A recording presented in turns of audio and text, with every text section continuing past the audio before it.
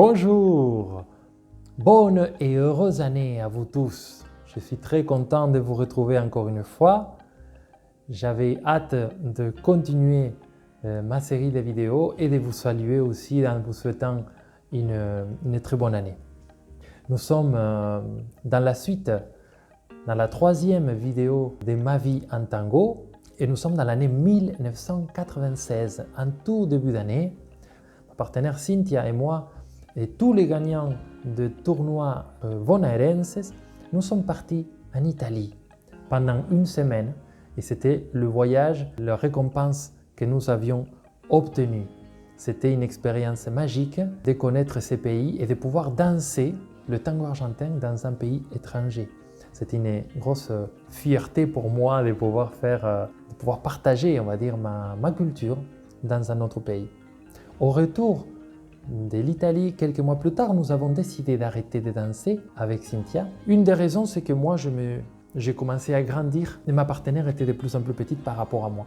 Donc, ma sœur, Maria Belém, qui faisait plus ou moins ma taille, était une partenaire idéale pour moi. Donc, nous avons commencé à danser ensemble, à pratiquer dans notre salon, à créer des chorégraphies tous les deux et puis à lancer à partir de là une dynamique de danser entre frères et sœurs que j'avais jamais fait puisque c'est la première fois qu'on dansait ensemble.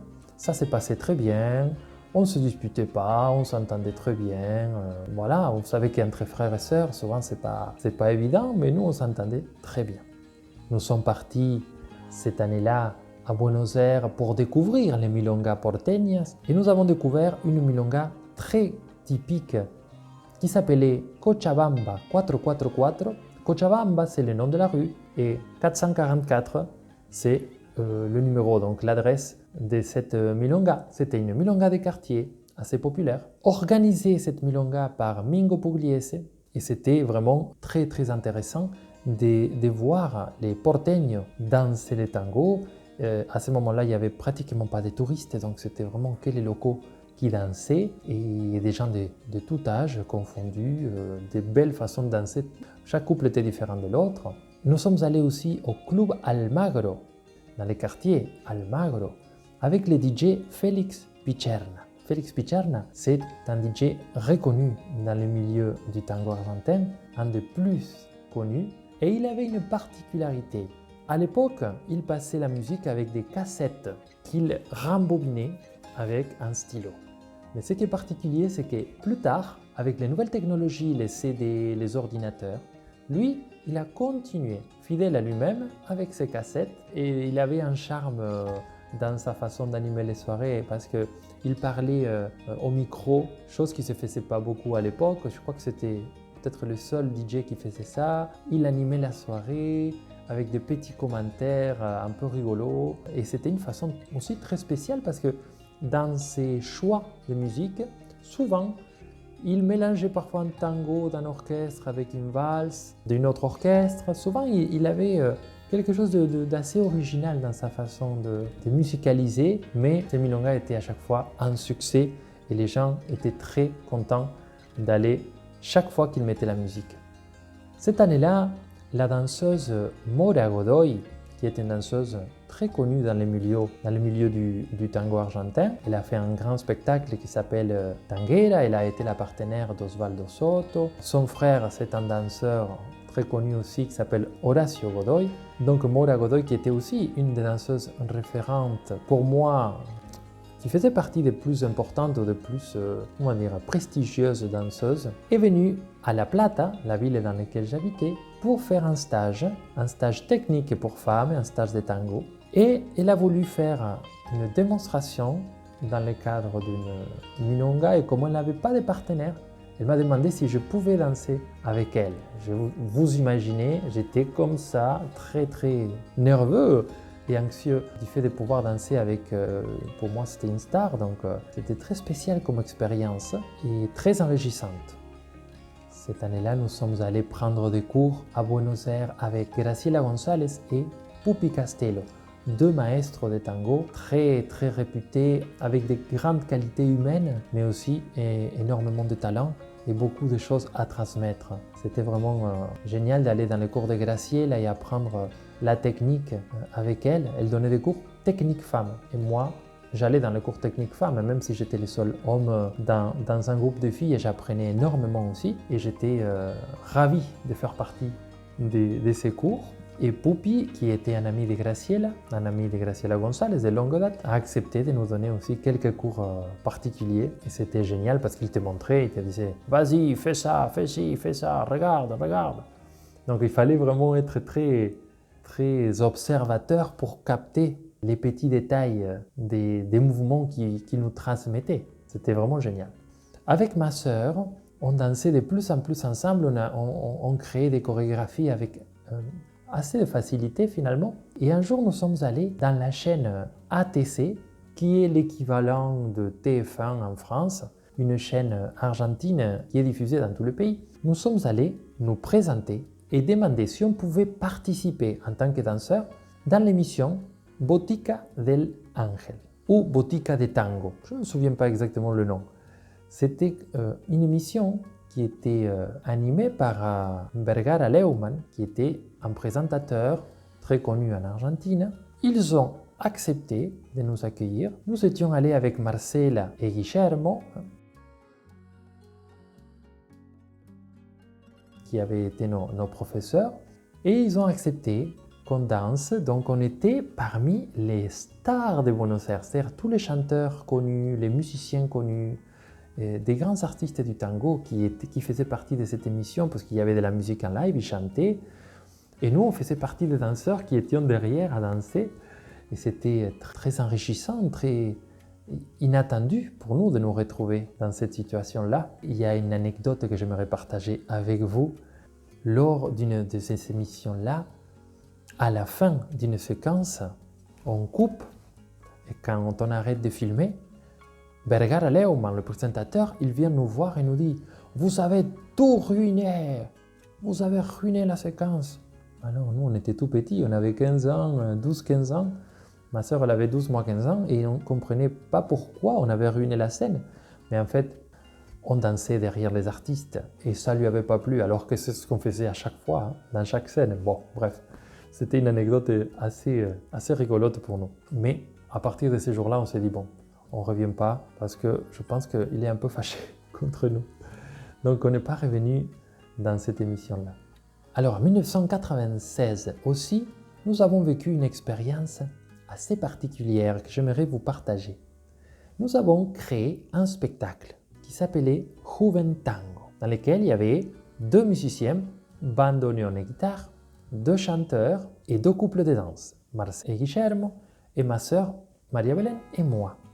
Nous avons préparé ce spectacle, les morceaux dansés, le tableau à 2 couples, les chanteurs. Nous avons fait une publicité des petits tracts qu'on avait distribués. Et ça s'est passé dans une ville, une toute petite ville qui était à quelques kilomètres de La Plata. Et quand nous sommes arrivés au théâtre, c'était un théâtre que nous avions loué pour l'occasion, pour présenter le spectacle. C'était un grand théâtre qui pouvait accueillir peut-être 1000 personnes, un grand théâtre.